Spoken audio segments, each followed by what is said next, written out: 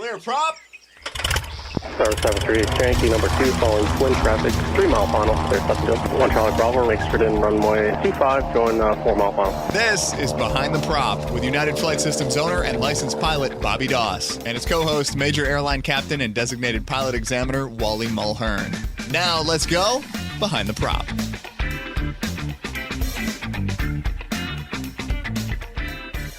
What's up, Wally? Hey, Bobby, how are you? I'm good. This week we are going to cover a kind of a potpourri of things that we were talking about as it relates to flying the aircraft. Maybe not letting the aircraft fly you, but maybe you flying the aircraft. Try and share some of our tips and tricks or maybe your wisdom with some of the pilots that are out there listening to us, talking about a number of things. So this all came about because we were brainstorming on things to talk about, looking at everybody's kind of topics that they had written in to us to talk about. And we stumbled across one that was talking about leveling off or tips for leveling off. I remember when I was a private pilot, my instructor used to tell me over and over and over again, level off before you touch anything else. And I think one day it clicked when he finally told me we're going to always do it in this order. We're going to pitch, power, and trim. And I've heard that saying many, many times since then, but I think that's what made it really click for me. Why is leveling off in that order so important, Wally, and how many times do you see it done the wrong way? I see it done wrong a lot. We're under Bravo airspace here at this airport, so as I'm flying with applicants and students when I do some flight instructing, a lot of times we just need to get out from underneath the Bravo or at least to the under the 4,000-foot shelf. So we're just trying to get out of the way, and we want to get to a place in a fairly expeditious manner. And so basically, a lot of times I'll have the applicant maybe climb and maintain 2,000, fly heading of such and such, and I'll tell them, I says, listen, we just need to get out of the airspace, so we just need to go about 20 miles up here. And inevitably, they will, as they're approaching 2,000 feet, I'll see their hand over there on the throttle, and they pull the throttle back, and we're at about 1,950 feet, and we've got the throttle pulled back to maybe 2,200, 2,100 RPM, something like that. And the airplane is just struggling to climb. And then when we finally do level off, we've got a very high pitch up attitude, and we're doing a very, very slow airspeed. So, all you have to do is just get up there, and as you said, pitch, power, trim. Immediately just push the nose over and zero out the climb rate, and watch the airspeed increase. And then when it does increase, then pull your power back to your desired power setting, and just keep in mind what I see with most applicants is they're just used to flying slow. And when we log time in our logbook, we're logging time. We're not logging miles. All the requirements are based on flight time. So going slow is actually a good thing for the most part, most of the time. But when you actually get out and you're using the airplane as a tool to get places, there might be situations where you want to go fast. You need to get there quicker. You want to get there before the FBO closes and you can't get fuel or whatever. You just need to get there faster. You maybe have to use the restroom, so getting there faster might be a good thing. When you get into that phase of your flying career, if you will, you're going to have options. The airplanes don't have one speed, much like your car. You can drive down the highway at 65, 75, 85. Obviously, faster speeds, you're going to get there quicker, and you're probably going to burn more fuel. Slower speeds, more economical from a fuel standpoint, but it's going to take you a little bit more time. And I think, as we've talked about this off the air and as part of the show, it took years for me to start really thinking about this from the standpoint of going somewhere or whatever mission I might be on, what's going to be best for me in this mission, whether it's time, whether it's fuel, whether it's a combination of both. I probably wasn't looking at the performance charts 3 years ago like I do today, hence private or my instrument training, because it's always, whether it's right or wrong, it's almost always about the training effort, right? We're working on, the mission is the training task. We're going to go shoot these approaches, and we fly to that place and then we shoot that approach, and that's probably mostly in the 190 knot range, right? But we're not worried about 2,300 RPMs, this level of lean, this level of mixture. We're worried about just doing that approach. Right. Then once we get done with all the test taking, all the examiner time, then we start flying places. Whether we're renting or it's our own aircraft, we need to be smart about how we're going to get there and what we want to accomplish on that trip. So once I started flying to Austin a lot to pick up my daughter, I fly mostly in a 182, I started worrying about where were the winds. You know, you can look at the winds aloft, of course, and I can figure out what I want to, what's 6,000, if 6,000 feet is a 20 knot tailwind and 8,000 feet is a 5 knot tailwind, I'm probably going to fly 6,000 feet on my way back for sure. And I think this, the more you fly, the more you start learning those sorts of things, but you're not necessarily learning that in training. I'll never forget, much like you said about the airspace, we would leave here. I'd climb to 1,700 feet, and I would pull the power, and I'd stop at 1,700 feet, but we'd be doing 85 knots. And I'm sure my instructor had seen this 4 or 5 times already that day and was wishing I would get out of the airspace so we start doing maneuvers and things. And that's where the pitching the plane forward, letting that airspeed rise, as you said, gaining all that momentum that we've built while we were climbing, letting that momentum continue, pitching the plane, then setting the throttle to the power setting we want. I fly with a lot of newer pilots, and I don't think they ever know where they want that to be early on in their flying time. Right. They just know they're trying to set the power for that airspeed that they've got, right? And that's not going to do it for them. But if you get to a habit of where you're flying normally in a 172 or a Warrior, and you say, I'm going to fly 2,300 RPMs or 2,400 RPMs, it gets real easy for you at that point then to pitch over, set 23 or 2,400 RPMs, and then trim the plane for level flight or an airspeed that you want to be at that point. And it gets a lot easier to fly the aircraft. I think I've seen it. I'm sure you've seen it. Someone pitch over, trimming a little bit, changing the power. I mean, you're changing all the aerodynamics of the plane at once. It's probably never going to get in trim that way for sure, right? Right. And one thing that I found pretty amazing, I own a 41-year-old airplane, a 1980 model Piper Saratoga, Turbo Saratoga, and it's got a very nice JPI 930 engine monitor in it that tells me percent of power, tells me all kinds of cool stuff. But anyway, it's amazing how when I pull out the POH for the airplane and go to the performance section and look at the data for a given altitude, it will tell me what manifold pressure and what RPM will give me, say, 65% or 75% power.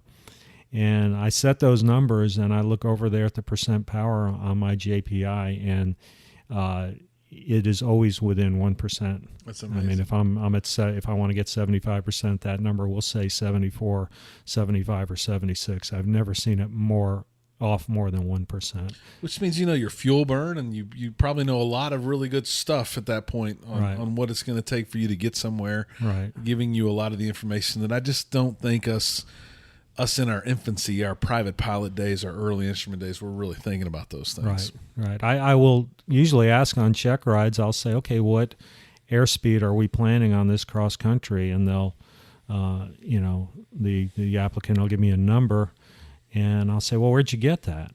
And, I like for them to be able to go into the performance chart and say, hey, based on today's temperature and at the altitude I picked, we should get 106 knots. That's awesome. And then hopefully they know their winds and know what the ground speed's going to be as well. For exactly. Sure. So you said 106 knots. we joked a little bit about before. What does you've used it on check rides? I've used it to get back for certain reasons. But what is best forward airspeed? Best forward airspeed is something that air traffic control will assign you, and it's basically Cessna 123 fly best forward airspeed, and that basically says, hey, you're probably leading the pack. They want you to go fast. They want you to get in there as quickly as they can, or maybe they've done their due diligence and realized that there's a faster airplane and he's 18 miles behind you, but if you go fast you can still be number one or whatever. But I'll give that to applicants on check rides, and I usually kind of get a deer in the headlight look. They've especially student pilots, somebody working on a private pilot is probably not used to that, and I'll use it for a situation again where we're just trying to get out of the Bravo airspace. We're trying to get somewhere, and if we can do 110 knots, we're going to get there not a lot faster, but we're going to get there more expeditiously than doing 80 knots. So. No doubt. And I think I hear it a lot at this airport where we have quite a bit of jet traffic and probably a student pilot's learning, and they're on a base. They've turned base, and the air traffic controller knows they're getting overtaken by 50 or 60 knots, and that might be 5 or 6 miles, but they got to get here as fast as they can, or they're going to have to go around and let the jet land, and it creates delays for everyone. Right. But I think I was impressed when my instructor, one time a long time ago, we had to get back before the runways were going to be shut down for some maintenance activity. And we thought we were going to get shut out of the airport. And he said, let me have the controls. We're going to get there as quick as we can. And I was impressed. We normally tool around at 90 knots when you're doing all these maneuvers because you want to stay below maneuvering speed, etc. Right. And then you come back as fast as you can. You're probably pushing 115, 118. That's going to get you back a whole lot quicker, right? Yeah, absolutely. So with that, we've talked a lot about things that we can control in the aircraft. One that we want to talk about today is going around. One of the things that I think many pilots don't do a great job of. I'm not perfect by any stretch, but I think I'm pretty cautious in the pattern. Let's talk about some tips on going around and what should we be thinking about as a GA pilot, but maybe putting some professional techniques into our tool bag as we think about going around. Yeah, well, going around is something that I think we all need to know is almost always an option. And I say almost because, I guess there could be a situation where maybe low fuel and you just really need to put this airplane on the ground. But other than that, going around is pretty much always an option. And, if you're coming in and the approach is unstabilized and not going well, and you're going to land well out of the touchdown zone, going around is probably a good idea. And it should always be something that you're ready for. At my airline, we're actually required to verbally brief the go-around procedure on every approach. So as we're briefing the approach, we go through the whole approach briefing, talk about the runway, what approach we're doing, minimums, all that sort of stuff, and we finish it up with actually what the go-around procedure is, and so we're just going through the call-outs, and we actually make the call-outs, and talk about the go-around procedure, knowing that it is always an option. You see, one thing I see on instrument check rides is, most of the airplanes that I fly in for check rides are 172s and Warriors, or Cherokees, Archers maybe. But they're airplanes that most people fly their approaches at about 90 knots. And in reality, real world, we're not talking about the training world, but real world, you probably land on 98% of your approaches. In the training world, you probably go around on 60 or 70% of them, probably. So one thing I see is having difficulty transitioning from that 90 knot approach phase to the 65 knot landing phase.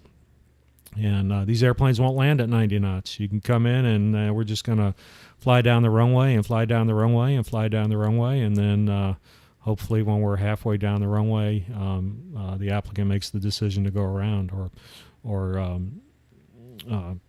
it's probably not going to work out real well. So, it's something that we all need to have in our back pocket is a go-around. And we need to know how to do a go-around. I mean, and it's, you're going to have to look in your POH to see what the procedure is. But I would venture to say that 95% of the airplanes, it's going to be max power. You're going to push the power forward. If you're in a airplane that has a carburetor and you've got the carburetor heat on, to get max power, the carburetor heat has to come off. So the carburetor heat's going to come off, and then you're going to have to work with flaps, whether it's immediately go to a flap setting or whatever. But again, all that's is in your POH, but it's something you need to be ready for. And what, I guess, when you see it, do you think that students or people that are making that go-around decision are making it way too late? Like, maybe you can share with us from a professional pilot's opinion, where are you guys trying to make that decision, the go-around decision?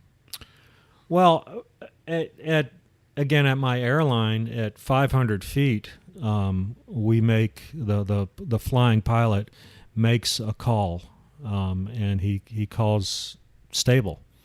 And if he can't say that it's stable, we're required to go around at that point.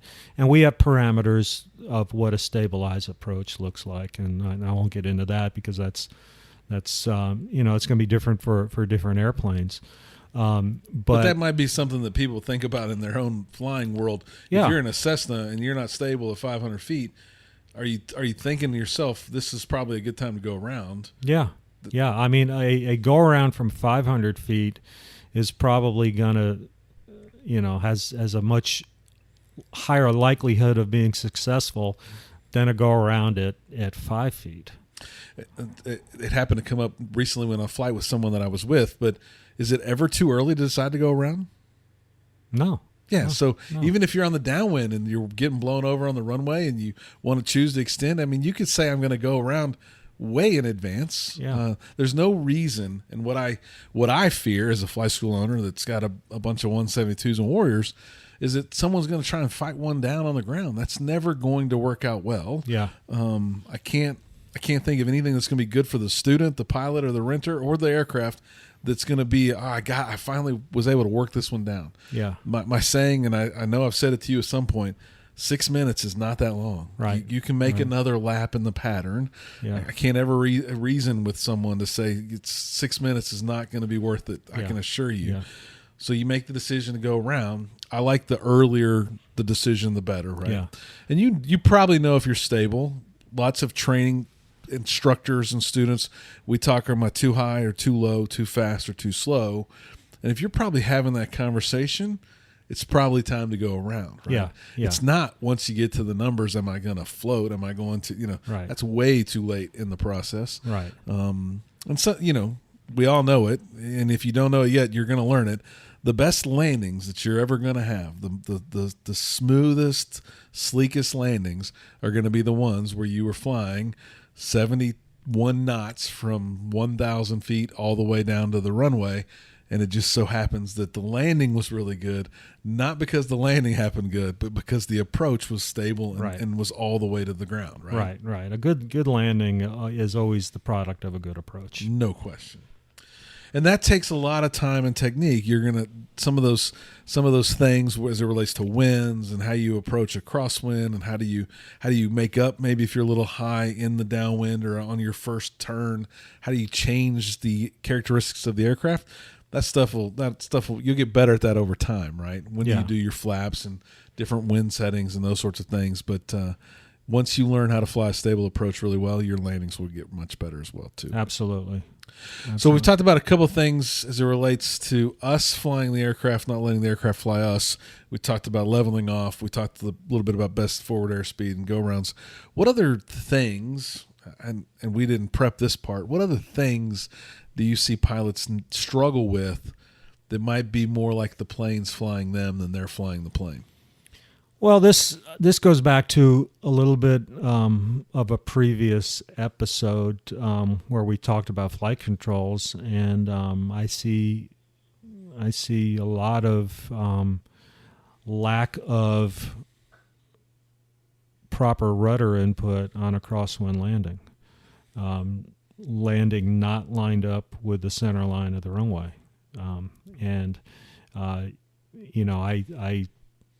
I'll go back to that previous episode. The question I brought up is, well, how much rudder do you need? And the answer is whatever it takes. Right. And if you need 80% rudder, well, you use 80% rudder. And we're just not used to doing that. So that's something where I might say to the applicant, geez, why did we land sideways? I mean, that's a little maybe over dramatic about it, but they're just not used to putting in that much rudder input, and they're maybe not used to landing in that much of a crosswind. Yeah, I'm sure it's the center line and those things that maybe private pilots, newer pilots struggle with, or even maybe rusty pilots. You might have been a great crosswind lander 10 years ago, but haven't been in a plane in 10 years. Right. You might have also forgotten how much rudder it takes. Right. Right. It is important that we square up that axis of the aircraft as we go in to land that aircraft. Yeah. It's going to make that landing a lot smoother. And the other thing is just not landing on center line. I joke with applicants, if we've got a 100-foot wide runway, if we land on the center line, we've got 50 feet either side of us. And I say, listen, as a taxpayer, you pay for the whole runway, so land in the middle of it. Yep. Use the whole runway. Don't land on the left side. Don't land on the right side. Land on the middle of it. And for whatever reason, it seems like people like to land on the left side more than the right side. But it's in the ACS. It talks about landing on runway center line. It's also, I think, important to taxi. We talk about the flying the aircraft, and maybe taxiing the aircraft's a real one too. Like, I see a lot of sloppy taxiing, and I know people are learning around here, but there is this. I fly with people who are working on their instrument, and I'll fly with them just to, be their safety pilot, let them practice whatever that might be. And I will ask him, why aren't we on the center line? Are you intentionally choosing not to be on the center line? Because that would be what I would be trying to intentionally do, is stay on the center line. So if we're not on it, right?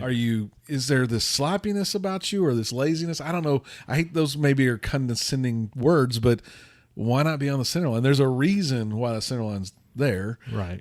As a aircraft owner who's had people hit hangars and other things because they weren't on the other side of the yellow line that knew they were going to be safe from, there's a reason those lines are there. They're there to protect, and they're there to make sure you're getting all the use of that runway, right, or taxiway in this case, right? Yeah, absolutely. No reason to let the aircraft taxi you, and you should always be thinking crosswind and those sorts of things. Be in control of that aircraft. Right. Anything else that you see on a common basis?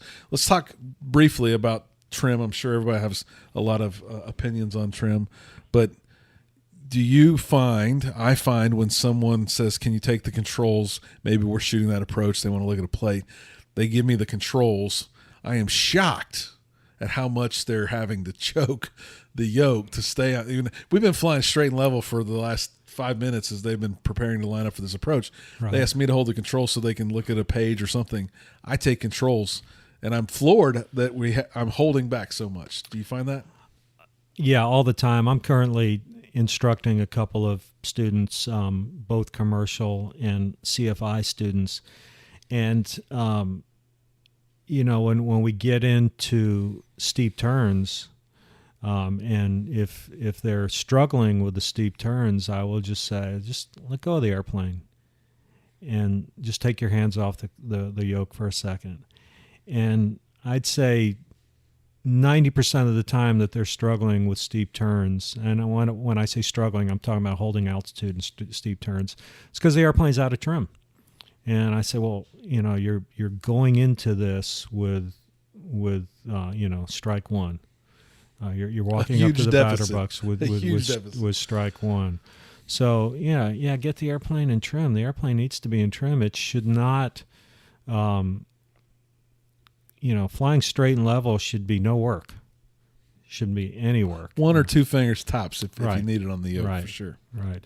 I when I flew at a commuter airline, I flew an airplane, turboprop airplane that didn't have an autopilot, and we had a flight attendant, and it's funny because the flight attendant jump seat was in the back of the airplane, and we knew when she was walking up front, because we could the nose would begin to pitch down, and you'd have to reach down and put in a couple of turns of nose up trim, and you'd say, okay, here she comes, and it was, you could tell.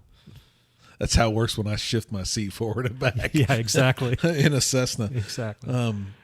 But it is if you fly and you find that you're really pulling or having a lot of back pressure or a lot of forward pressure, you're probably not using the trim appropriately. What I love to do is have someone who's struggling at any stage in their pilot career come fly with me in the 1A2. Very sophisticated autopilot. We'll get in that plane. We'll get to 1,000 feet. I'll hit autopilot. I'll pick a heading, hit heading, and that you watch how the autopilot flies the plane. It's very different than the way a human flies a plane, right? We're pulling and pushing and turning and twisting, and we're doing a lot to try and maintain. You hit autopilot, that yoke just kind of settles in. The trim wheel barely moves. It just settles itself out.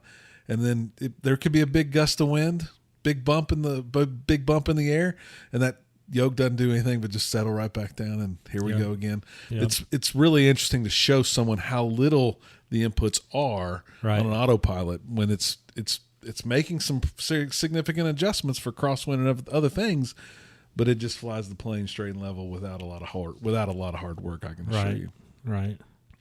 Well, that's a pretty good episode on a number of things of you flying the aircraft instead of letting the aircraft fly you. Hopefully those will help you at whatever stage you are in your flying career. And as always, we're looking for good show ideas or content that you want us to talk about. We have a long list to share with everyone, but if you have other ideas, please don't hesitate to send them to either Bobby or Wally, or both of us, at Bobby@BehindTheProp.com or Wally@BehindTheProp.com, and we will get them on the air for you for sure. Anything as we wrap, Wally? No, I think that's it. Perfect. As always, fly safe and stay behind the prop. Thanks for checking out the Behind the Prop podcast. Be sure to click subscribe and check us out online at BehindTheProp.com. Behind the Prop is recorded in Houston, Texas. Creator and host is Bobby Doss. Co-host is Wally Mulhern. The show is for entertainment purposes only and is not meant to replace actual flight instruction. Thanks for listening, and remember, fly safe.